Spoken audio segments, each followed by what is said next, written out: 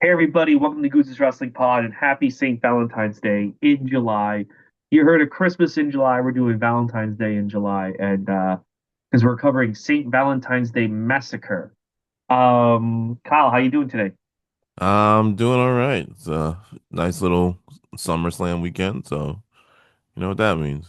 Yeah, we were gonna record a whole SummerSlam preview, but life got in charge of us, ahead of us, and quite frankly, this SummerSlam is not looking that good. Is there anything you're excited for this weekend in terms of SummerSlam?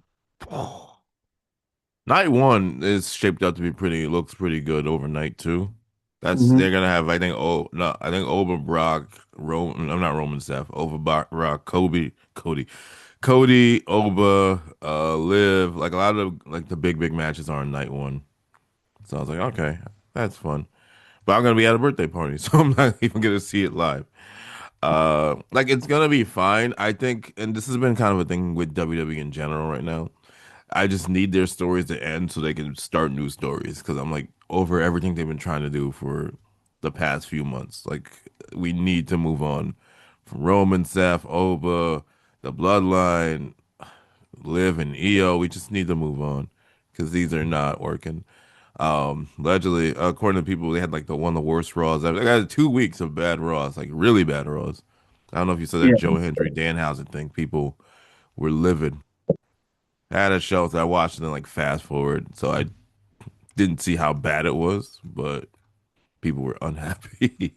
Well, I'll tell you my problem with that segment, and I think it's a big problem. My big problem, first of all, TKO, and I'm not even blaming WWE. TKO has proven they don't care about whatever you've done in your past as long as you are not in jail currently at the moment. They'll use you. I think that was like the literal thing that somebody said online. Yeah, and which is, they promoted Conor McGregor. So this is bigger than WWE. This is bigger than Triple H. This is the TKO problem. Um, but like that boxer that they used. First of all, I have a problem with that boxer being used. I get the TKO Masters are going to probably force Triple H to use this guy. I really have a big problem with him being in the segment for kids. Hmm. So I had my little niece. I didn't know this. My little nieces and nephews went to that show. Oh man, My one little nephew loved Joe Hendry. I don't know how he feels about Danhausen because he's getting older, so he doesn't talk to me as much. But he loved Joe Hendry.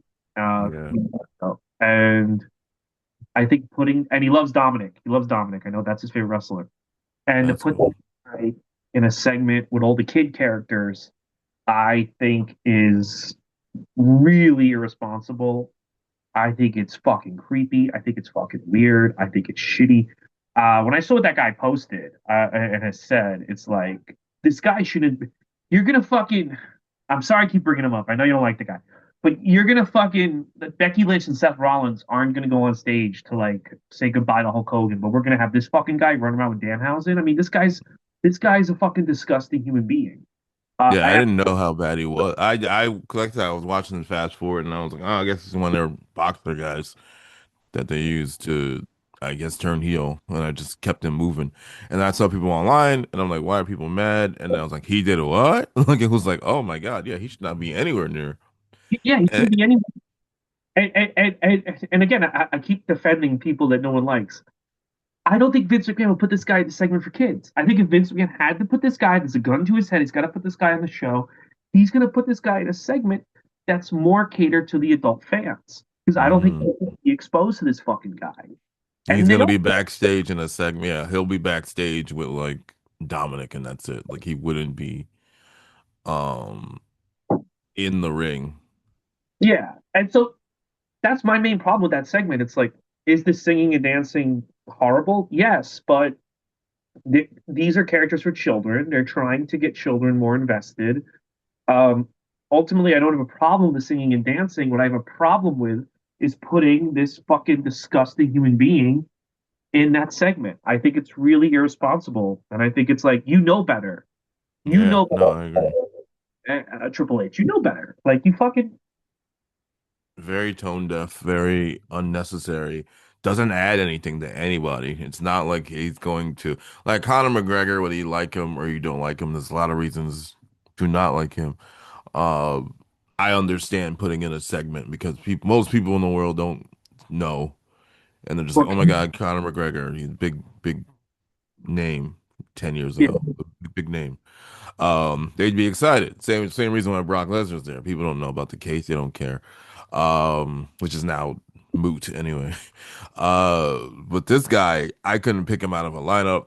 Like, I don't think anybody knows him as a household name. Like, he's not somebody that people, you or I, who don't follow UFC, is gonna stop. Like, oh my God, they have him. That's not gonna happen. yeah. So, um, I just the weird synergy. Their synergy is like their synergy reminds me, and this is a little inside baseball for myself. When I worked at Sirius, I used to work on Busted Open, which they had a long week too, but I used to work on Busted Open, and it was back when it was the MMA channel. It was they tried to combine the MMA shows with the wrestling shows and have it all on one channel, call it Rush at the time. And they tried to force so much synergy between these two things that do not work. I know everyone thinks MMA and pro wrestling work together. They don't. The fans don't like each other. The wrestlers might like each other, but the fans don't give a shit about either. And they tried so hard to force it. It never worked. It was always annoying. I remember we did a whole special about CM Punk's like big fight, and nobody cared. I mean, the person who put all the work into it did a great job, but no one cared. And then it was just a waste of everybody's time. So like, don't fucking like get good synergy. Like, get people that are actually gonna want to be there that are good human beings. I know it's a little hard, and then, but get good human beings and not this bullshit. Like, who is this for? It's Who's for it it's for? for whoever signed this guy to a deal with TKO Boxing. That's who it's for because that's who it's for. It's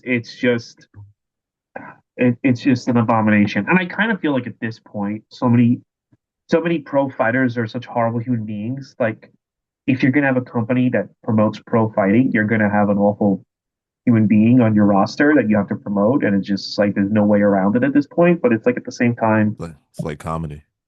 yeah, yeah, it's at the same like, come on, man, come on, man. But it is what it is. I mean, look, AEW had ICP out, and one of them has like a weird, he had like Yeah, a weird nobody. girlfriend. I Nobody. saw. Yeah, I saw nobody talking about that because I knew about that too. Yeah, And everyone was just kind of happy to see the ICP and fine. Um, but I was like, doesn't he have? Okay, I'm just gonna. I'm not trying to play the hypocrisy. I'm not trying to be like this, that, or the other. But it was a little weird that nobody, for all the shit that Adam Page and Will Ospreay continue to get, nobody said anything. But it's weird. yeah, But they do have the machine guns. That was cool. Very happy for them. I really wish it worked out in WWE. It's not like I worked there. I don't. I wish it worked out in WWE because in AEW they are going to continue, and then there's nothing wrong with this. They're going to continue to be the great team that they always were. You know, same matches. It would have been like they're in TNA, ROH, New Japan. Nothing changes. WWE, I thought that they would have been better, good characters again. Not that they're going to be bad characters here. I just thought they would really knock it out the park in WWE. I thought there was a no-brainer of a team. Maybe I'm just stuck in 2008, but I thought it was a no-brainer of a team. They were still able to go. They were still charismatic and entertaining. I thought they were terribly mismatched, bringing them in as baby faces with terrible fucking theme music. They're not using them. I was thinking about it the other day. As a friend was, we were just talking about NXT, like just how bad the 2019 roster of NXT has done on the main roster. And it's like the fact that the DIY versus the Machine Guns got crickets the last year or this year at a Royal Rumble. I know it's Saudi Arabia, but like two guys who can go, two teams that can kick ass and put on an incredible match got absolute crickets. It's just insane. It like I think we said it before. It's like when they brought the Rock and Roll Express in the Attitude Era. Like that should not be how Alex Shelley and Chris Sabin do their tenure, and it was just a big mistake and complete failure on WWE's part. And they're gonna do great in AEW. yeah. Well, I thought they were. I kind of feel like they were brought in to be like player coaches, kind of like Nick Aldis and Fit Finley were. Yeah, Maybe maybe that was the goal. maybe that was offered to them and they said no. But Mm. I never thought like, well, they're gonna become like Alex Shelley is gonna become like the world champion or something. I kind of No, thought, I didn't think that.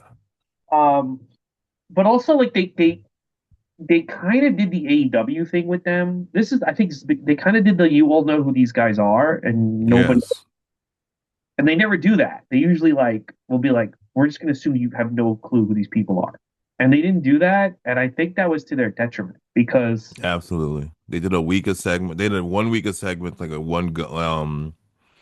was like a weird video. I'm like, they're coming. And you're like, who's coming? And then it was the machine guns. I think they were in Detroit. I don't know. I think they debuted in Detroit. I can't remember when where they debuted. And then they won the titles in the Garden, which like awesome. But then you didn't put them on TV. And then they yeah, did that asinine decision to not have a ladder match at that WrestleMania when the tag division was like hotter than ever. And they're like, well, just put it on the SmackDown afterwards. Like, fuck the SmackDown afterwards. Who wants to be on the SmackDown? These two were here for almost 2 years. They didn't get to be on WrestleMania because of your asinine decisions. Despite doing these matches where they're going crazy on ladders and breaking their necks to try and get Axiom over, who's still not over because you use them once every 2 months. Like,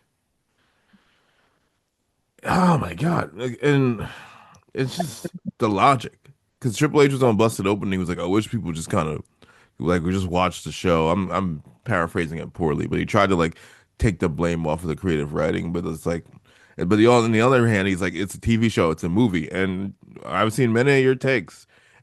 If a TV show has a bad episode or a bad movie, you're gonna call them out on it. If it's a bad movie or TV, you're gonna call out the writing, you're gonna call out the script, you're gonna call out the characters' actions. You can't call yourself a movie and TV show and then be like, oh well, don't criticize us. You're gonna get the same shit that people do for movies and TV shows. People are praising King of the Hill right now. King of the Hill has great continuity.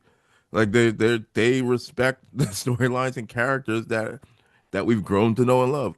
You don't do that as a TV show, not as wrestling. I'm going with their logic. As a TV show, you do not do that. So how do you expect people to not be upset? yeah, and the other thing was like, it's like if there was a TV show as consistently bad as Raw and SmackDown are, it would have been canceled already. People would Yeah, stop watching. If Severance got as bad as Raw in season three, there's no season four. Most people are just going to give up on Severance. Like they're just going to be like, hmm, "Am I still watching this?" I mean, Game of Thrones people are still mad about the last two seasons. yeah. WWE is in a unique position where it's almost like, I would say this isn't with AEW at this point and TNA. A lot of these wrestling companies are like, you can't fail You because can always pivot.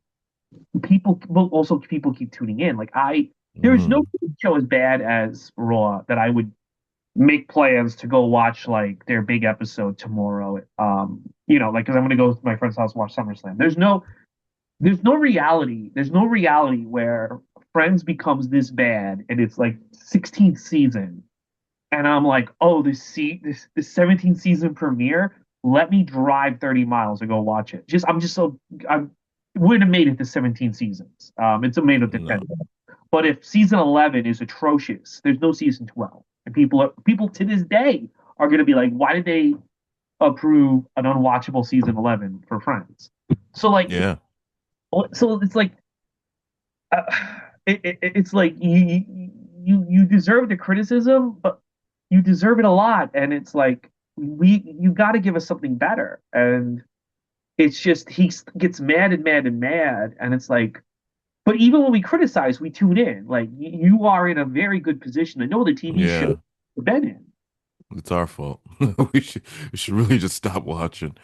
That's kind of what it is. Yeah, the only thing that comes close to what you're saying, and I still love the show. Maybe it's my fault, but the Simpsons.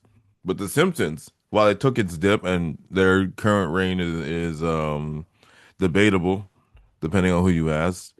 Simpsons used to be prime time Thursday night. Everybody's paying attention. Used to have radio ads. You remember the Simpsons had radio ads for their episodes? Yeah, Yeah, big radio ads.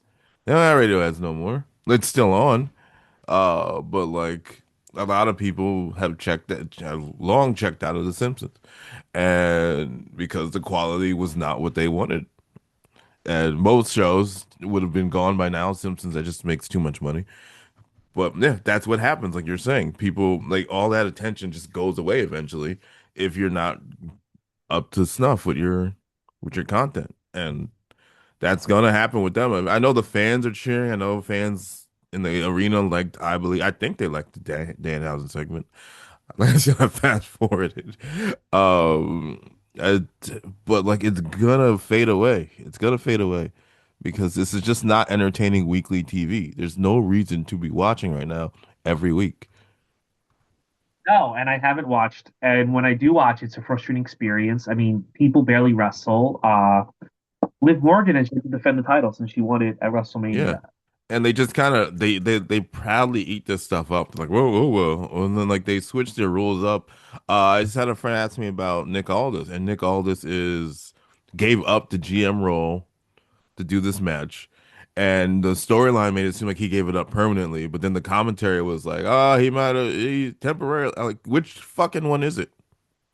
Are we gonna Yeah, get a new GM afterwards? Is he gonna be full time? Like, just little things. I'm not asking for Alex Shelley, who's no longer there, to be the world champion. I'm just asking for the stuff that you're doing to play out and make sense. Like that's it. I think they're always thinking that people are asking for like their indie darling to become the world champion. You have to kick out Cody Punk, Roman. I just want things to be interesting.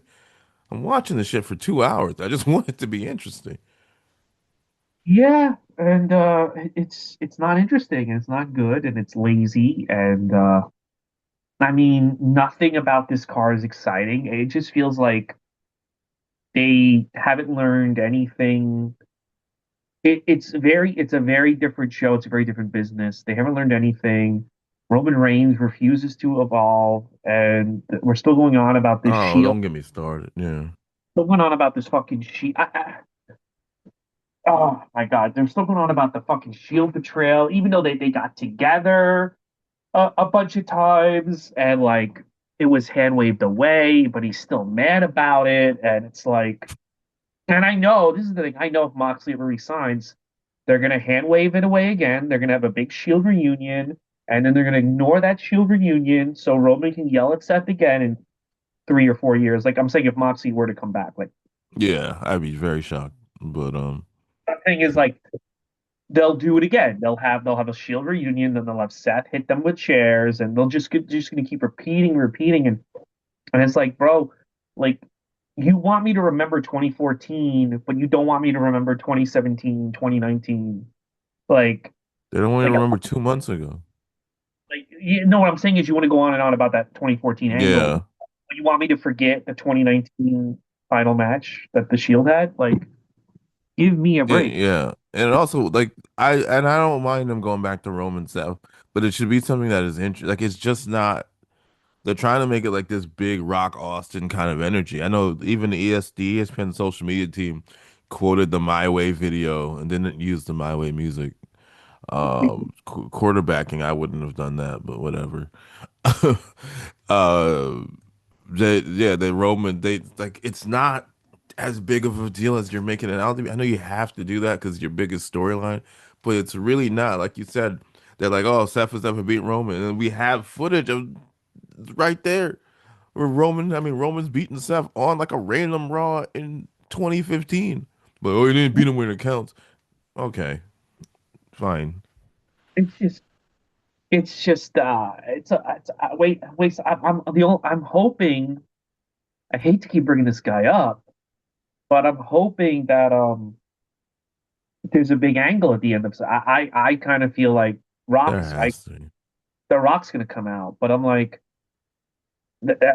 this can't just be like a retread of the bloodline again for another like fucking until we get to WrestleMania or whatever. Like it just feels like they can't escape 2021, 2022 no matter what they do. Like they want to go back, and it's like it's not those years weren't even that good. I mean, No, you they repeat were it, really rough. you know. Uh, so apparently Randy Orton and Kevin Owens are supposed to come back. I could see Yeah, I maybe. just saw that. I wish that was I mean, and people get mad at you when you say this on Twitter. Like the WWE stuff leaks so much, and the AEW stuff like never, almost never leaks, and they're always like, "That's not his fault." And I feel like that's the fault of. I mean, it's coming from the Wrestling Observer, so I think it's worth looking into that. Why does WWE stuff leak so much, and not you're not leaking the AEW stuff? But I mean, that'll give the show a shot in the arm. Hopefully, maybe Kevin will help Sammy, or he'll feud with Sammy again.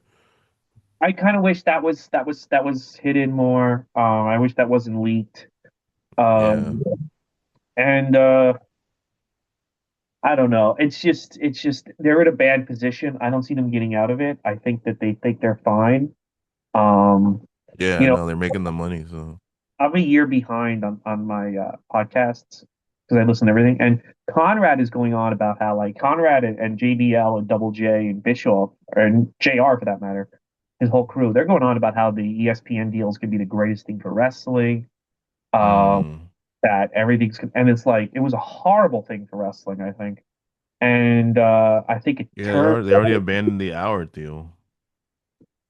Yeah, but you know why? Because the matches sucked. Because it wasn't the thing about pay per view. The great thing about pay per view, and we'll talk about it on this show, is that if you want to give Goldust and Blue Meanie, they don't. But if you want to give Goldust and Blue Meanie like fucking 30 minutes on pay per view, you can. You have the time. You can fucking play around. When you have to hit the hour, they become TV matches. You can't. Hmm. So like I'm looking at it, and it doesn't matter if that fucking Jacob Fatu kicked out of Drew McIntyre's finish. I know that they got a minute to wrap it up, like because Yeah, they leave ESPN too. So it's like it takes a lot of the fun out of these pay-per-views. So it's like, yeah, I'm glad they abandoned that first hour, and I almost guarantee you, no one's watching. Why, if I didn't have ESPN Unlimited or whatever the fuck it's called, Plus, whatever the hell, why would I watch just the first hour of WrestleMania and then go do something else? I would just like not watch it. I would just be like, okay, I'm yeah, still. yeah. I mean, I really thought if they were gonna do the hour, you would have got the Hell in a Cell, and you would be like, "Oh, cool, I want to see what else is next." But they're not doing the hours anymore, and I don't blame them. It wasn't working, but it just, I don't get it. I just don't get what they're doing. Hopefully, this one's not gonna be riddled with ads as much. Now that it's not gonna be on TV, but they'll probably gonna have the ad breaks. It seemed like a sorry, it seemed like a no-brainer, but they're doing their little six match thing. Used to be five. To have like a Charlotte Jade Cargo match on your biggest summer show of the year, but they stuffed them in this ladder match instead because I guess they don't believe in the rest of their roster. Like you could have had a high quality women's match in Charlotte Flair and Jade Cargo. Why, as much as I like Sami Zayn and Finn Balor, why is this a number one contenders match on here? Yeah. Why Baron Corbin, who just came back 2 weeks ago, fighting Trick Williams? I know Trick Williams is hot, but why is this match on here? Like, why does Baron Corbin suddenly get put on the pay-per-view after not being here for 2 years? Well, And because where's Carmelo Hayes? He's on main event fighting Ricky Starks, and Lyra Valkyria, who just maybe ended Bailey's career, is nowhere to be found because again, if you introduce a character in Game of Thrones and they do this like epic thing, and then you don't hear from them for 2 seasons, you make, oh yeah, he doesn't know they don't know how to build stuff. They don't know. Look, look. You can say what you want about Val Venus as a character. You can say what you want about Val Venus as a person.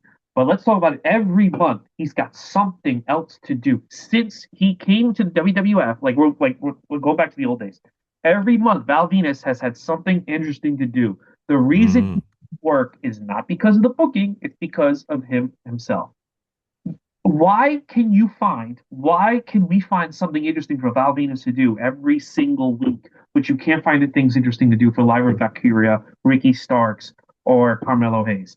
Uh, let me ask, I guarantee you, I sit Triple H down in an interview. I go like, who's better, Val Venus or Carmelo Hayes? He's gonna fucking give me a 50-minute speech like how Carmelo Hayes is so much better than Val Venus and okay, well, how come Val Venus always has something interesting going on? You can say I thought this match with Ken Shamrock wasn't that great, but it's something. He's doing yeah, something. He's doing and, something that keeps you invested. and there's a story, and there's a Billy Gunn involvement, there's Ryan Shamrock involvement, something that keeps Oh, people interested. yeah, and then at WrestleMania, Goldust gets involved, Blue Meanie gets involved, Road Dogg gets involved. Everyone's involved in fucking Val Yeah, Venis bullshit, and it's like, you're basically telling me that Val Venis and Vince Russo are better at this than you and Trick Williams and Carmelo Hayes. That's what you're telling me because you don't know what to do with these guys. You just have them vanish. Val Venis was never on fucking Shotgun in this era because they're trying to build him into something more than the porn star. You yeah. know? No, they I always said one of the things about the Attitude Era is that everybody to a degree was over and popular, and like you knew 99% of the people. Like when you played the games, you knew 99% of those people. Yeah, but You knew the even knew the Mean Street Posse. Don't even gotta like the Mean Street Posse, but you knew who they were. Axiom comes out the crickets. And he's been there for like 3 years. yeah, well, because Also their fucking music sucks, but that's another story. they just don't know how to give people things to do. Um, and it's like, I mean, I still remember the beats of the Val Venus saga. Like, like I remember, oh yeah, now he's involved in this Billy Gunn, Ken Shamrock Corporation story. I still know all these beats, and I don't remember. I don't know. I don't know what the fuck Bailey did after she won the belt in 2024. That was 2 years ago. I think she did She nothing, and did then nothing. Yeah. Nia Jax sat on her face, and then that was it for her career. You Mm, know? yeah, no, she really did nothing. They love taking these champions and like having them do nothing. I don't know if they're afraid of them getting hurt or whatever, but like they just do nothing. And we'll talk about it very shortly. Mankind and The Rock destroy each other a month before WrestleMania. A Yeah, month. You know how dangerous. Like now, they would never do. I'll give them credit. With I guess Cody Rhodes, Drew McIntyre would kind of go hard, went hard, but most in cases they would never do it. Like the lead up, like Randy and Cody, besides the first beatdown with the blood, did not really like hurt each other. Didn't really go as hard because can't fuck up the main event. But like Mankind and so Vince McMahon takes a crazy bump the month yeah, before WrestleMania. They just and now Liv Morgan doesn't wrestle for 6 months. Like what are we doing? And sorry, one more thing about the guns. I know we got to get on this. The Air Goals of the world and these AEW people who are mad that the machine guns are back and they said that they're home and all the other rhetoric that people like to say. Like, well, you chose in 2024. Like, you don't fucking work. Just shut up. People want to work. People need a job. Sometimes you pick a job that you think is going to work in your favor and it doesn't. And guess what? That's unemployment. I mean, that's employment. You can go to another job. It's not the end of the world to go to another job. It's no brand loyalty. If I work at Coke and I did not have a great job at Coke and I wanted to go work at Pepsi, there should be nobody being like, "Hey, you shouldn't be here. You're from Coke, like you're Coke fed, whatever the fuck they say, fed pills, Coke pills, Coke pills is crazy. Like shut the fuck up. Like shut the fuck up. Like what is with this weird ass tribalism? Let people work. Clearly Tony Khan signed them. Clearly he wants them. Let these yeah, guys improve this shitty tag division. Besides the Bucks and all the Don Callis family people, I can't even tell you who the tag teams are. Blake Christian, Jay Lethal, let's get like a good team, like a team that you know is gonna do fucking great, no matter who you put them in. Oh, FTR's in there, Edge and Christian, Cope and Christian. Yeah, you got a good tag division that you can now build on, and have fun with these guys. So like, just let them work, man. I don't get it. listen, the AEW fan base, they're not fans of the wrestlers. They're not. I mean, the minute they thought Sammy Guevara was going to go away, they said how useless he was, how he wasn't good on TV. After spending 6 years telling me how fucking great this guy was, they like they like the initials. They don't like the wrestlers. That's my thing. Like they still go Yeah, on about Blake Monroe leaving, and it's like, all right, yeah, shut up. it's crazy too. Like, in fact, Tegan Knox didn't want to work there. They're still like taking jabs at her. And it's like they're just the worst. They like the letters. They don't like the wrestlers. Fuck it. If Hangman Adam Page goes to WWF, they're gonna start saying that he sucked the whole time. Meanwhile, they act Oh, Jesus. no, I yeah, mean, no, they're gonna bring up Marty Scurll. They they're a good gonna put example, another one where look, I'm not trying to be like AW fans suck, But like Mick Foley literally barked like a dog in front of Megan Bain and her partner, whose whose name just escaped me. If Vince McMahon booked that segment and took a legend and had the legend bark in front of Liv Morgan and Raquel Rodriguez, or hell, Megan Bain and the Divine Dominion, same team, just in the WWE, and they had Mick Foley bark on Raw in a backstage segment, you would not have heard the end of it. There's so much there's so much toxic discourse about the women AEW fans, and it never gets called out. I mean, the way that they rally against um Blake Monroe, Tegan Knox, a couple there's some other woman that they like kept going on and on and on about. You're like, all right, bro. Stephanie Vaquer is another one, but she decided to go to WWE. If Stephanie Becker wants to go work at a fucking factory for $1, just fucking that's her fucking life choice. I mean, who cares? They they Mm. they have like this weird discourse when it comes to women. I've seen guys be like, "Well, AEW is safe horny," and I'm like Safe horny? something like that. Like when they do like fetish things or whatever, it's okay because it's like we're all normal. And like, no, you're not. You're the first thing from normal. And it's like No. I don't know. The other thing too is like credit where credit is due. I see when I watch and we'll talk about this when we get to the show. It's like I don't know. The China match was kind of a way to like incorporate a woman and do like some like very sensitive things, like beating the shit out of her, and somehow giving her respect while her ass is hanging out. Like there's like a way to Yes. they kind of master in this match that they don't seem to be able to do even now. Like you know what I'm saying? It's just very weird. Like the discourse around female wrestling. I mean, I saw it when the fans came to meet them.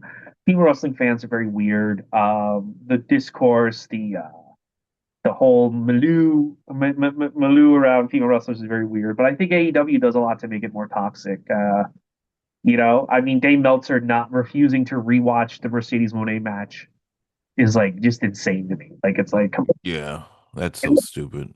lot of I don't like get them.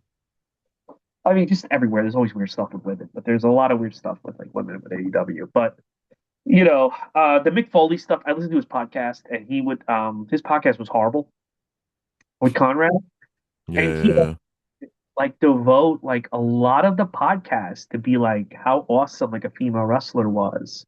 Yeah, the people do say no, people do say that No, he's I'm kind not. of weird around women sometimes. I'm not saying it, but people do say that. Yeah, I'm not complimenting him about that. I'm saying like like Conrad's asking him about like Hell in a Cell fucking 2000, and he's interrupting to be like how awesome Becky Lynch is, and it's like I get it. And look, I get some Sounds like people. a comedy booker. Some people are fans of. Listen, I'm a big fan of certain women. But I just don't go on and on about it. Like you know that I'm a Roxanne Perez aholic, but also like I Yeah. raw talk, and I'm like, But you're also not gonna follow her to the hotel. You're yeah, I just know. like she's I'm not attractive. on TV for her. Or Yeah. I'm barely gonna cross the street for her on TV. Like I'm there's just a too old for that that, shit. that's another discourse. People online are like, you should. I remember when like, you shouldn't be like ogling or like talking about the women that way. It's like, look, these women are clearly attractive. I'm not saying you got to be like, I'm gonna whip my whatever out and do that. Obviously, ill, no, disgusting. But to act like they're like nuns is stupid. They're clearly attractive women. But there's attractive men on the show. Like you want attractive people on your TV show. People are hot. So you can act like they're hot. You don't have to act like they're in shawls. Like you don't have to. You also don't have to like send them your junk or your tributes. Like, but don't act like they're invisible. They're not gray blobs. Like, Well, the other thing, dude, what the hell? Oh, God, I had a point based on what you were saying. Um, I think that you could admit that you're attracted to Rock. Okay, so I'm attracted to Roxanne Perez, correct? I'm hmm attracted.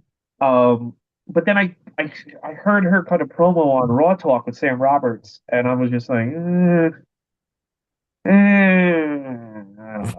I don't know about Still, this. still needs work as a wrestler to you. Um, I it's just it's like I mean, what I'm saying is like liking a person can't be your whole personality, but also like these are attractive women, and Yeah. it's admit that you're attracted to them. It was always weird when somebody would tell me that they're not attracted to any female wrestlers. It's just like, but you are though, like you are like. It's okay, but like that doesn't have to be your personality. It doesn't mean like you can't. No. I met female wrestlers that I was attracted to, and I had a good conversation with them because they're human beings. And then I took out a picture with them, Alexa Bliss, AJ Lee, and then I just walked away. Yeah. But it's Yeah. like to pretend like we're not supposed to be like, oh my god, these chicks are so hot, or like, oh, fucking on Monday so and so looked great. It's like they're trying to look great, so like, come on, let's just Yeah. acknowledge. No, I agree. We can go on this for hours and hours, but I'm gonna try and stop now because clearly No, WWE has got me upset. But hopefully SummerSlam delivers. Nothing wrong with the wrestlers. The wrestlers should be fine. The matches should be fine. But hopefully they just deliver and put on a good show. But storyline wise, has not been great. yeah, no, not great. Okay, let's go to the pay-per-view. St. Valentine's Day Massacre. Overall, I thought that this was better than I remember. I think it's a better show than WrestleMania 15, as you're going to find out. Mm, There's definitely a lot to criticize, but there's a lot to like, and there's some interesting moments here, in particular with Triple H. This is a very interesting crossroads for him in his life and what he does. But I also think there's a lot to talk about on this show. But overall, I enjoyed it. It was better than I thought. That doesn't mean everything is great. There's some questionable matches, but overall, I thought it was good. What do you think? yeah, I mean the first half of the show is like, what are we doing? And then the final half of the show is way way better and very very peak attitude era. And like you said, it was interesting. And we'll talk about it. Like you said, treating Triple H kind of in this role, almost in a, for lack of a better wrestler, like Carmelo Hayes role. Like he's here, but depending on the trajectory of the next 6 months, which we already know, he could either go down the heat or he could go to become a main eventer. That's just kind of the energy I got from him as a wrestler in that specific month. He's not. It's not like Austin Rock Triple H. It's like he is very close near the Val Venus, Billy Gunn, like Ken Shamrock. Like he's like so it's so down there. It's Austin Rock Mankind, and then maybe like Kane Undertaker. Like he's not even close to the top five yet. So it's Oh, very interesting. China's ahead of him. So it's very interesting how the rest of his career works out.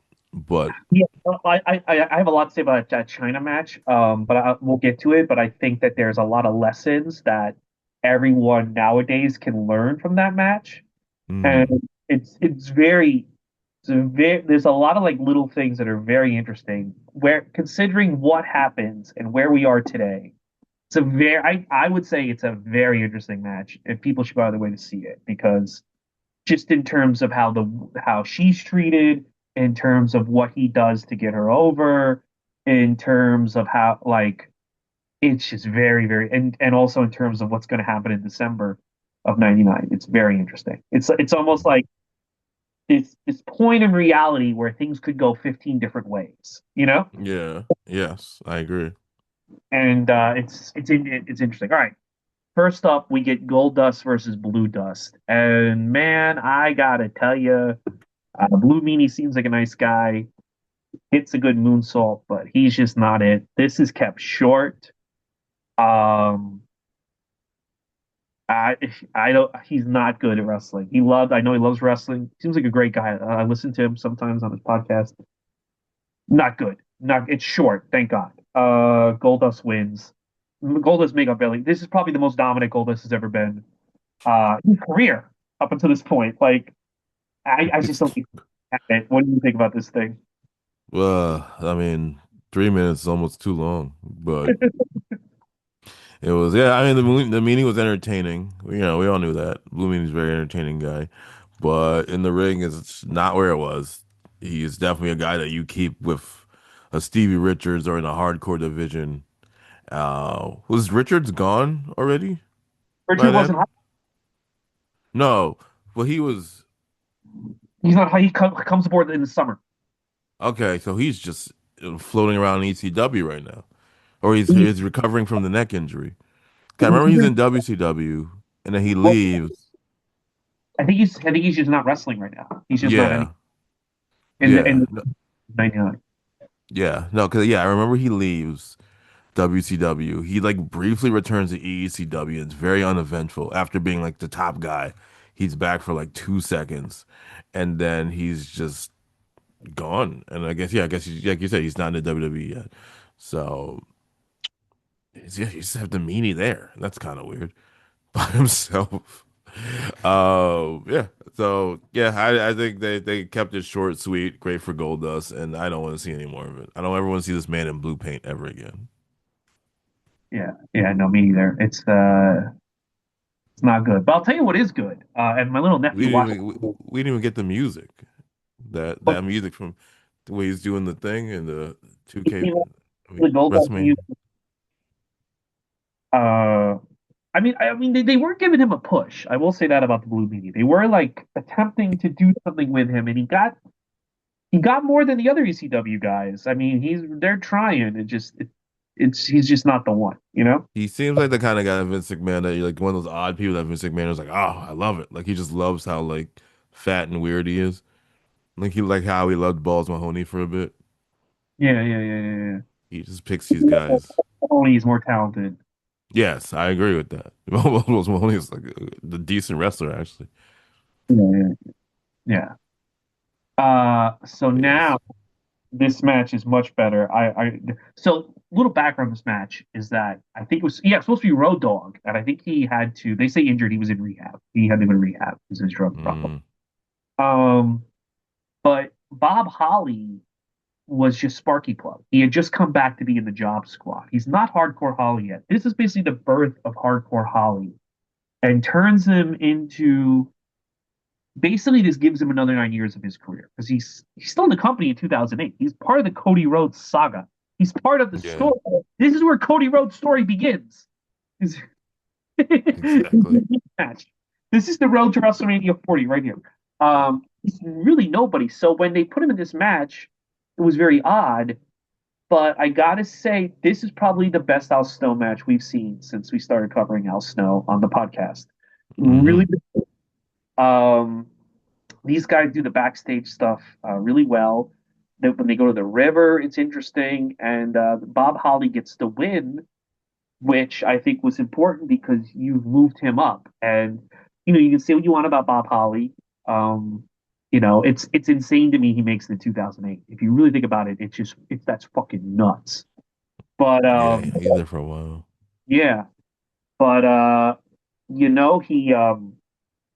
he does a good job here. He steps it up. I thought this was really good, and I enjoyed it. What do you think? No, this is a good hardcore match. This is a good, like you said, birth of Hardcore Holly. Yeah, they were explaining that the Job Squad and like the end of the Job Squad, and I mean he needed it. The Midnight Express wasn't working. Sparky Plug wasn't working. This seems to be more his style. He's kind of like a rough, aggressive, stiff piece of crap, and they really went all out to try and put on like a really good hardcore match before the hardcore match becomes kind of crazy and 24/7 ish, which has its fun as well. Um, they do a really good job, the two of them together. So I liked it. Yeah, it was really good. It was really, really, it was surprisingly well done. And the fact that they don't go this nuts backstage anymore, I think added to it. Like it was like, 'cause I think when they did do the 24/7 stuff, it was very goofy, not as brutal as this, but No, it really still worked. fun. It really worked. It was very, very, again, my favorite Al Snow match since this moron came back. All right, here we go. The Undertaker is giving a speech about Satan or whatever. Tom Hanks, I don't know. Big Boss Man versus Midian, brutal. They start chanting boring. Post match, the Ministry attacks Boss Man. It's certainly interesting to do a feud between two heel factions. And it's also very, very interesting to see Edge and JBL as the minions of Minion. But brutal. Brutal is the only word to say it. Waste of time. What do you think? Yeah, I mean that means there's hope for the Don Callis family members. You can see Mark Davis in a little faction now. He can be the next top guy in the next 10 years. But no, obviously did not like that match. Not one bit. Boss Man's had a week. I don't know if you're not watching the Dark Side of the Rings, right? No, how is it? That one's good. That one's good. What they do try and do, they try and paint Boss Man's second run as worse than his WCW run. They try and be like, oh, if you thought it'd be worse than the Guardian Angel, this they brought him back as a security guard, and nobody wanted to see that. They wanted to see the guy in the blue, and it was like not in the attitude era. But so that's interesting. I didn't know he had so much. That's the problem with like drugs because of pain. I mean, it starts out of the ring, so that sucks. But But like he uh he got pushed. I mean, he got world title matches. yeah, they talk about the push drops because Survivor Series he missed his cue. That's why Yeah, Gerald Briscoe hits him with the chair. That's what they're saying.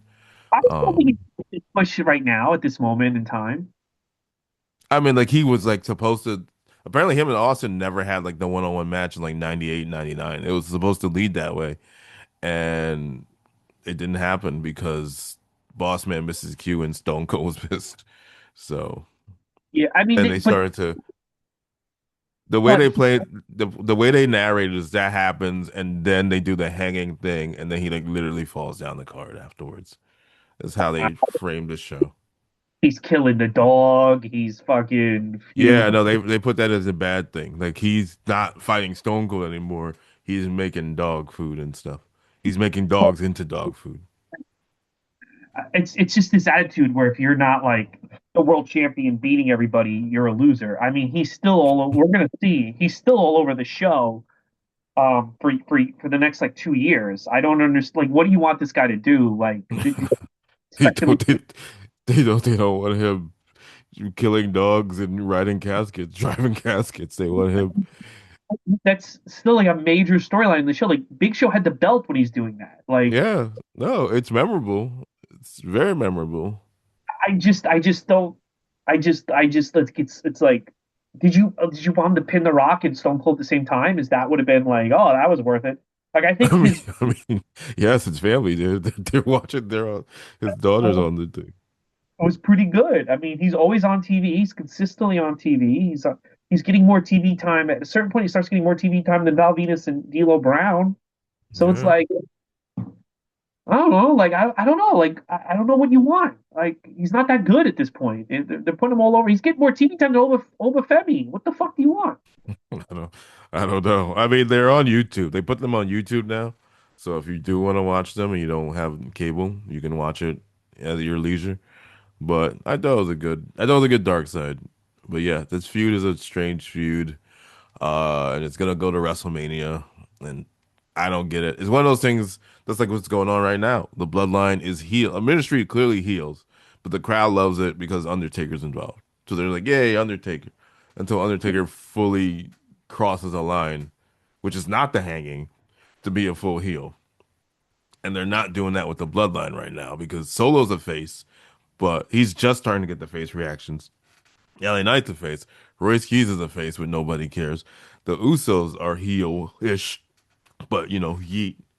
Jacob Fatu is acting heel, but also, you know what I mean? Like, define stuff. Just define stuff. That's it. Yeah.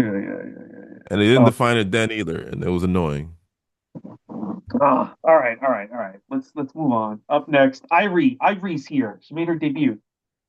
Everyone's favorite. Yeah, she did. Irie's here. She's managing the Fake Nation. They come out to Sexual The Chocolate theme. fake nation. I love that theme. Well, they're still kind of the nation. It's just we can't say that. Yeah, Um, they're just kind of doing their thing. yeah. So they come out to the Sexual Chocolate theme song, one of my favorites. And it's going to be the Fake Nation versus Jeff Jarrett and Owen Hart. You can just With call them D'Lo Brown and Mark Henry. um, hold on, these people are fucking. Hold on, I'm just blocking all these bot accounts because they're just fucking stupid. Okay, here we go. on Twitter or something. No, on Threads. It's all bot Oh yeah. accounts. Yeah, I You know, saw you, which I don't like that Threads does this. I think it's weird. Don't do this to people. I don't want to really know what other people are saying, but you reached out to Nikki Marina. We had her on a few of our anime and Comic Con comedy shows, and she was just talking about how people were bullying her, and you told her it's mostly bots. And I thought that was nice because she's kind of having a rough week. like all these accounts, you look at I look at some of these people who are saying like really crazy things to me, and it's like they haven't posted since February or something. So you haven't posted all day, but you have to like say something incredibly mean to me. You're a fucking bot account. It's like, and I think Yeah, you're either a bot or you're sick in the fucking head, or yeah, both.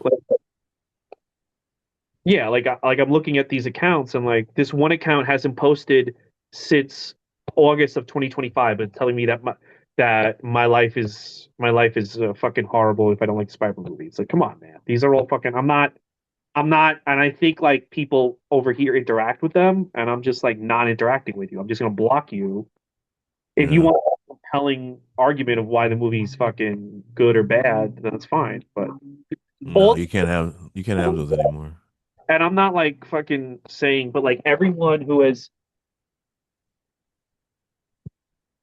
hold on. Hmm. Everyone who's sorry. Everyone who like didn't like the movie has given me a well-rounded response. And it is. It's all bots. And to be honest with you, like I don't know, like you know what it was? Cody Hmm. Rhodes had a great point on his podcast. He was interviewing Becky Lynch, and he Yeah, said yeah, yeah. no longer replied to anyone who said anything negative. He just blocked them. And he said he now like when he logs on to social media, it's all like positivity. It's all like a good feedback, even if it's bad, because he changed Yeah. the algorithm. The moment you reply to someone being like you should die, the algorithm thinks that you like want to interact with stuff like that. Yeah, no, they love that. Yeah. Like even if you like look at something like a negative take, like it was all about the Fauci trial. I think I looked at one tweet about the Fauci trial because I'm like, what are y'all talking about? And then my whole feed on Twitter is just the right side, right wing side of the Fauci trial. And I'm just like, oh my God. Like I didn't think these people existed. Some of them are real. Some of them are politicians. It's just like it's just what they feed you, and it fucks with your day. Like it makes you miserable being in that cloud of misery.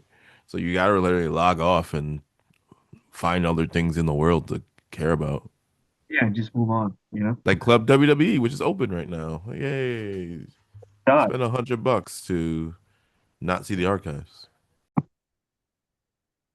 All right, so let's talk about this tag match. I thought this was a pretty good tag match. I will say that Double J and Owen Hart had good chemistry. Maybe Double J could have mounted to something in his life if Owen Hart stuck around. When he's a I loser. mean, it's not really his fault. I know it's not his fault. Stick. uh, Like he's like, I gotta go. I Yeah, that's not on him. uh I love Mark Henry. These are two tag teams that should have been together longer. You know, one I don't know who's to say, and the other one's no fault of their own. But both tag teams Hmm. really enjoy. This was a good tag match. It's a good little tag break. What do you think? Wait, a little bit of breaking news. The chair development of Rob Fee of Club WE will have curated old Club WWE will have curated old Raw and SmackDown episodes that aren't available anywhere else. How about this? You just give us all of them. Yes, I know. We were talking about it. We were talking about they start slowly putting the network back on Club WWE. Now they're gonna make you charge $100 for the network I instead of don't. the I $10. want you to give me everything, and then I'll give you the $100. We'll see. Right now, it is curated, which means no Benoit, but we'll That's find probably out. that's probably what the curated thing. Yeah, curated means no Benoit, Yeah. in my All right. opinion. But Well, yes, the tag match. I thought it was good. It was one of the better matches on the show. It's cool seeing Ivory. It's cool seeing Ivory. like with no real character yet. She's just kind of there. And then she finds her own. She becomes this really good heel. I think even when she was a face, she was like unlikable. She's just a natural heel woman. So it was cool seeing her in just in this light, just kind of making her debut and what she becomes later on. I like D'Lo and Mark Henry as a team. I do like their breakup, which also involves Jeff Jarrett, because Mark Henry didn't want to lose weight, which I think is just one of the funniest storylines ever. Like D'Lo tried to get him in shape, he's like, "I don't want to lose weight," and that's why he turned on him. But yeah, no, these two were teams were a bright spot in the tag division, and I wish they could have gone further or not because everyone does pretty well. I mean, D'Lo Brown, European, well, up until September, but European Championship and Intercontinental Championship, he gets a lot he gets a lot going for him. Yeah. Everyone So, gets yeah. better off at one point, but I guess Well, Mark Henry eventually gets there. So, yeah, I guess this is a cursed match if you really think about it. But I don't want to think about it too much. don't think about it. Let's not think about it. All right, here we go. No. Next, we got Ken Shamrock versus Val Venus with Ryan Shamrock, Ken Hart's kayfabe sister who he winds up dating. So it's kayfabe incest. Who you would not be allowed to call hot in 2026, So despite her just being a hot character. yes. And I think X Pac winds up also dating her. So she sticks Sure around long. does. Ryan Shamrock. She's around, but she's Yeah, in Mexico. Yeah. So um, Ken Shamrock also versus Symphony. what happened? She's also Symphony in That's right. WCW. Yeah. So Billy Gunn's the ref. Uh, Val Venus wins. Ryan Shamrock smacks Ken Shamrock. Uh, yeah, it's very long. I don't know. It just feels like it's like a Ken Shamrock Billy Gunn void that we can't get out of. And Mm. not any favors, but Val Venus wins. I mean, Val Venus pins Ken Shamrock, and at the time, I saw nothing wrong with it. And now you look back in hindsight, like that's insane that the porn star pins one of the greatest UFC fighters of all time, and we're all just like, cool. What did you think of this thing? I mean, it shows how far Ken Shamrock has fallen, unfortunately, but or continues to fall. He's not on jacked yet, but it's weird. It's not weird in the timeline of '99 because Val Venus is really getting on this big push. It's not like Val Venus is a loser that he is today, but it's weird in hindsight to see that like, wow, this is what they were doing. They were really trying with this guy, and they also really gave up on Ken Shamrock. And they like Ryan Shamrock, and they're trying to find things to do for her and Billy Gunn and all that stuff. Yeah, no, it is what it is. Also, the But match is just like, oh, I'm good. yeah, not a good one. All right, now we get to one of my favorite matches on the show, and just interesting. It's X Pac and Triple H versus Kane and Chyna. The night after Royal Rumble, Chyna turns on Triple H, and she joins the corporation, and Kane has a crush on her. And now it's going to be Kane and Chyna versus X Pac and Triple H. This is the crazy thing about this match. Triple H and X Pac are seen as underdogs to a team that involves a woman. This is also, and I looked at it, this the first ever intergender match in WWE history. This is the Oh, first woman. It's not a mixed tag match where she has to leave. She's seen as an equal. You can do whatever you want to her physically, and it's legal, within reason, I guess. So the match begins, and Triple H, fucking, and X Pac for that matter, they all the cred they have built since they started working, they give to China. They make China look like a badass, but they also fight her. They also like they hit her like they would hit fucking I don't know like they would if they were in the ring with Val Venus or whoever. They hit her just as hard, and it works. Don't I don't find it odd that they're like just whooping her ass. I don't find it odd that she's whooping their ass. I mean, they're doing spots where Triple H is getting a comeback on China. and Hmm. it's like get her. Um, and like Shane is there. He's doing commentary. And of course, we know that the history that's about to unfold between Shane and Triple H. They don't really like each other. They're like a battle for control of the company. We know what happens with X Pac in China. Uh, China, to me, what's also impressive is that Kane has been this unstoppable monster, and she's seen as an equal to Kane. Like she's not. It's not like Kane and this helpless. Like right now, I think if you put Obafemi and Rhea Ripley in a tag match, there's a part of the crowd that would be like, "Oh, Rhea Ripley might get really hurt if like Cody I don't Rhodes." think that about Rhea. I it wouldn't be like so like, oh, this is so like okay, Cody Rhodes and Sami Zayn versus Obafemi and Rhea Ripley, right? I Hmm. see like this like buying of Rhea Ripley like smacking around fucking Sami Zayn in the ring. Well, maybe Sami. I don't know about Cody, but they're seen as equals. The other crazy thing about this match, the other crazy thing. So Kane hits Triple H with a chokeslam, puts Chyna on top of Triple H. He lays there for a really long time. It's the most he's ever laid there for anybody. And then the ref comes in, counts to one, two, three, and he just keeps laying there. This is the most I've ever seen him put over anyone. I mean, he really puts everything he built into getting over intergender wrestling, into making this woman seem like an equal. It almost feels like his goal since he brought her in 2 years ago, because this is the 2 year anniversary of her getting hired, was to Yeah, it is. recognize her as a contender. Um, he puts all of it, everything he has, he puts to getting her over, and it fucking works. There's never a moment where I'm like, oh, it's uncomfortable that they're hitting her this much. There's never a moment where it's like, this is ridiculous. They're selling for her. You completely buy that this guy who is about to become the game and da da da da. You completely buy that this guy might actually get his ass kicked by China. Like, there's a possibility this fight could go either way, and it's very believable. And it's such an because I would say like if they ever want to do intergender wrestling again, like this is the match to look towards because man, the way they kind of like the way the way they build her up in this match, yeah, I really think it's fucking awesome. I think it's a fucking great match. What do you think? No,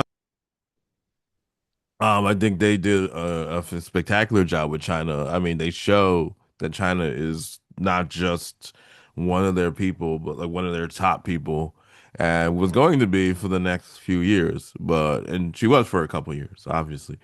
But they have serious plans for China. It's not a situation where Ryan Shamrock, who we just saw, if she was in a tag match, she is the damsel in distress. She's going to be hiding behind. If it was a six man between uh, D'Lo Brown, Mark Henry, Ivory, and Jarrett, Deborah, and D'Lo, if Mark Henry and Deborah were in the ring, you'd be like, oh God, oh no. You're not getting that with China. You're not getting that at all. Like they're taking bumps, but they're taking safe bumps, but they're not taking like horrific bumps. It's not like this aggressive, like I'm going to. It's not uncomfortable, like you said. She, um, she's getting offense and good offense on both Triple H and Shawn Michaels. I mean Triple H and X Pac. She gets the pin. Like they really went all out to make China seem legitimate, and it worked because you believed her when she went to go fight Jeff Jarrett. You believed her when she was fighting Chris Jericho. Um, it's a like you said, not only just intergender, it's something that you can just build for a wrestler in general. They took 2 years of building China and made her a legitimate contender and threat to the point where she was almost fighting for the WWE Championship. Yeah, yeah, yeah. Yeah. And So there's this thing out there that she's a bad worker, that she's not that good. I mean, I don't think there's any woman right now that you could put like I don't think like if Becky Lynch, if you drop Becky Lynch into 1997, like 2019 Becky Lynch, and then you build it for 2 years, and the goal is to get Becky Lynch to pin Triple H in 1999. I don't think she would work as well as Chyna in this role. I think Raquel Rodriguez, Rhea Ripley, I don't think any of them work as well in this role. Like, is she like is she like fucking Will Ospreay? No, but she doesn't need to be. I don't know. I think like what they do for women as equals to men in sports in this match is like something that they're almost incapable of doing nowadays, you know? I mean, it definitely feels earned too, and I'll use the example, and I like this when the Judgment Day attacked John Cena, when Raquel was able to like Takana bomb John Cena and hit the pop rocks on John Cena and all that stuff. I think she did Takana. She did something to John Cena, but like people were really upset that John Cena was selling for all three women in the Judgment Day. If John Cena was selling for China, they would not care because it was earned. Raquel, I guess they didn't show her. I guess they have not earned in the fans' eyes that you believe that Roxanne, if Roxanne was hitting pop rocks every Dominic match, or they were hitting Takana bombs every Dominic match, and maybe like, oh shit, they did it to John Cena. But this one, I guess, felt like the fans out of place because it was unearned, and everything that they did with China from the moment she shook Marlena around to this match has been like this woman is a threat to men and women, Yeah. and they did a fantastic job with it. Yeah, I really liked it. It was better than I thought. And just seeing Triple H being treated like this and willing to do this much is very Also, impressive. to be fair, Triple H is always willing to do stuff for the people that he likes. Like But it's Batista, he puts over really well. Shawn Michaels is Shawn very Michaels. Tajiri to an extent. He had decent matches with Tajiri. But if he doesn't like you, if you're Booker T or Chris Jericho, it's a different story. all I'll say is Stephanie never got a like a 10-second visual pinfall on Triple H. All right. Doesn't she pin him in they do like a some match, or is that not? That No, might she have been pinned after a Raw. She pins the, who? the She Rock. pins The Rock? Yeah, All right. during the invasion. Well, you know what? Club WWE for those specific episodes of Raw. I'm gonna have to look at that one again. I think it's a 3 count on the Rock. Nobody remembers it. Yeah, I think she pins. No, I don't remember that at all. Sure, she pins the Rock. Test and Booker T beat him up, and she pins him. Yeah, there's a squared circle Reddit post about it 5 years ago. So Yeah, somebody was very upset. yeah. I think it's Yep, fine. September 17th, 2001. Oh, while America was recovering. We can Club WWE, baby. Can't wait. Listen, it builds. I mean, Rock does beat Shane and Booker T at the next pay per view, but yeah, she gets a pinfall on the Rock. All right, Crazy. it's Mankind What versus if you just share one account? I don't know how the Club WWE works. What if just one idiot buys it and you just okay. listen, We'll listen. we'll we'll find out. We'll find out. Well, oh, I'm they're gonna not make. paying. This seems like a course. So it's Mankind versus Rock, Last Man Standing. This seems like a course correction um from last month. It's still over the top and violent, but it seems much more wrestling friendly and much more let's not let's not permanently injure McFoley, which I think is a good thing to work towards. Uh, Hmm. it's good. The match ends with a double countout, which I think the people in the crowd were not happy with because this is a pay-per-view. But they do have The Rock beats Mankind in a ladder match the next night on Raw. So this again was in the era where I feel like sometimes the Raws and the Nitros are more important than the pay-per-views. Yeah, But absolutely. having it be a draw takes away from it. But this feels very much like take two of what they did the month before, and it's pretty good. What do you think? No, I thought it was a good match. I thought it was entertaining. I thought The Rock was very entertaining. Like I said, they were taking these very so is Foley. They're taking these bumps and they're beating the shit out of each other, and this weeks away from WrestleMania, which you really don't see often. Outside of Cody Rhodes, Drew McIntyre playing on like a cage or Randy Orton, because it's mostly Cody. And I'll give it Punk and Roman take their table bumps too. Like everybody else doesn't touch each other like the month before WrestleMania, like barely. It's a lot of talking. It's a lot of vignettes. It's a lot of nonsense. I'll give it to Stephanie and maybe I just don't know what the fuck I'm talking about.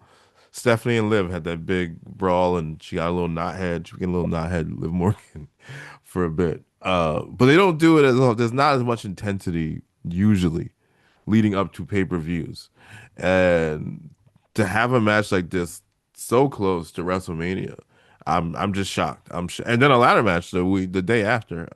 It's something I think you would just never see today. You would never see Cody and Drew fight one more time at a ladder match the next Monday if Crown Jewel was Sunday. It's just something that Yeah. they don't do anymore. But Yeah, yes, like SummerSlam. They're not gonna have Roman and Seth have a double disqualification, and then on Raw have Seth beat Roman in a ladder match. That's just not yeah, what no, they we're do. not having the 8-3 Raw. Neither one of those two is wrestling. Yeah, It's not yeah, happening. But um, no, yeah, it was good. I didn't like the double count out. But like you said, different time. They wanted to pop the Raw rating, even though I think they're pretty comfortably beating Nitro at that point. But you never know. yeah, So, and yeah, ladder match once again. You can see select $99. But yeah, I didn't like the ending. I think now if you did anything like that, people would lose their fucking minds. You wouldn't hear the end of it on threads. But different time. These guys have great chemistry with each other, and I'm glad that they did it again and were able to do it again, especially after how gruesome the first one was. yeah. Yes, yes. Okay, up next, the main event. It's Stone Cold Steve Austin versus Mr. McMahon. Here's what I'll say about this match. I did enjoy the match. I thought Vince McMahon did a great job. I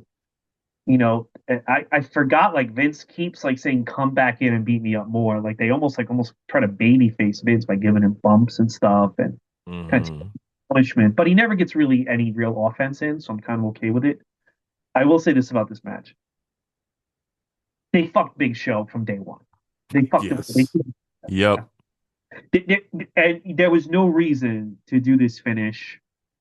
The guy was already like, I mean, he was a major player in WCW. Why not just have him come out on Raw where more people can see it and have him like cost Foley the belt? If he's not going to cost Austin the match, if he's going to be the reason Austin wins, don't book that. Like he comes from underneath the ring, and everyone's like, "Oh my God, the Big Show's going to fuck over Austin," and then I don't know where we're going. And instead, he helps Austin win, and then he just stands there, and it's like it's over. It's already over. It's already over. He never recovers. He For years, when Big Show would come out on TV, I questioned my life where it was going because it was always it was, and as we get into it, we got 20 years. It doesn't feel like he was there that long. He was there for 21 years. We got 20, Yes, it was. and he even admits now he never felt comfortable in WWF. He always felt like he didn't belong, and it starts here. I almost felt like they did that to make him look like a fucking idiot from day one because they didn't like the fact that he chose WCW and Hogan instead of them because they wanted to sign him in '95. Mm-hmm. Um, but he never recovers. He just never. It gets worse and worse and worse with this guy.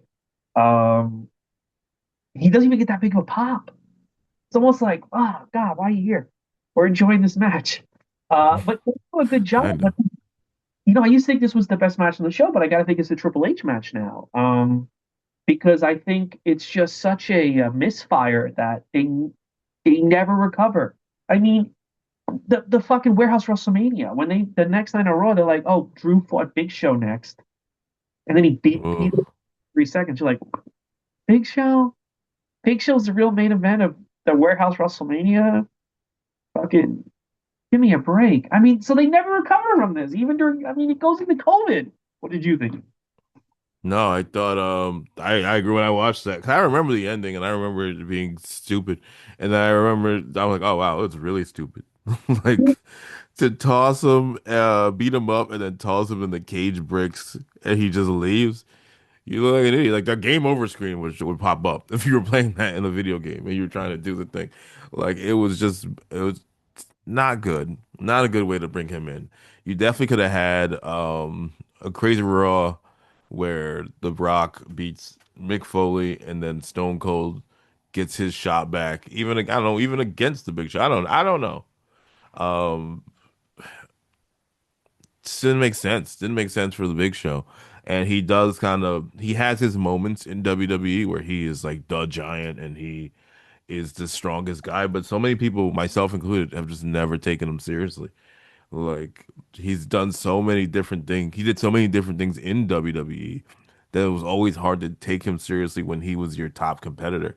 When they tried to replace him with Daniel Bryan, you groan. When he's feuding with Alberto Del Rio, you groan. The little bonus match that we just talked about, you groan. Like he just was never a legitimate contender when he should have been.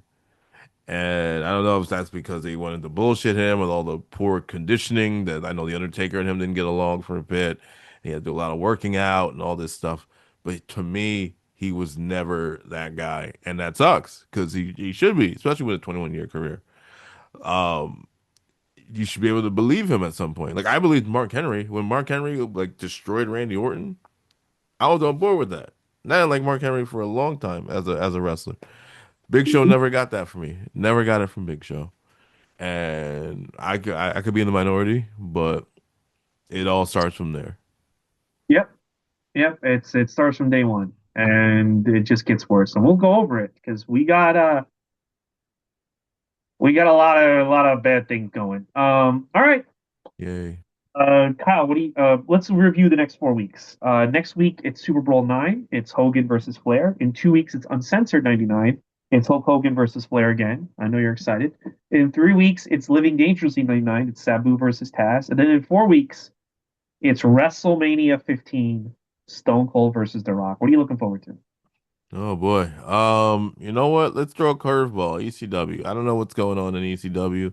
Let's see what ECW's got going on. Well, if you always wanted a Shane Douglas Tommy Dreamer tag team, that's what's going on there. So, I changed my mind. all right, Kyle, WrestleMania 15. what do you got to plug? Uh, August 8th, big day, Eastville Comedy Club from 12 to 4. I'll be doing some live streaming and gaming stuff. Then at night, character select comedy from at 6 o'clock at the stand.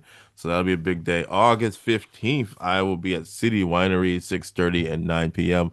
Please come hang out there. And August 21st, if you're an anime fan, I will be at Anime NYC, 7:15 doing the anime comedy show that we have. And we got a great lineup of anime loving comedians. And you'll have a great time with all of these niche and regular things. Awesome. And yeah, as you know, as far as the podcast, like and subscribe, follow us, give us a holler. We're having a lot of fun doing the podcast. Again, 99 is a very interesting year. There's a lot to talk about coming up, some dark shit coming up, some dark sides of the ring. But Mm, I'm excited to go back to WCW next week. So yeah, you know, yeah, we'll do yeah. it. Yeah, we got a couple of WCWs. We got two WCWs in a row. I had two WWEs in a row. I got two Mhm. WCWs in a row. The calendar is a little all over the place, and but we'll get back. And plus, this is the most ECW shows that we've had so in a year. There's six. Um, so yeah, there's a lot to discuss. All right, guys, that's the show. We'll see you. Enjoy SummerSlam. We'll see you next week for Super Bowl. See you then, guys.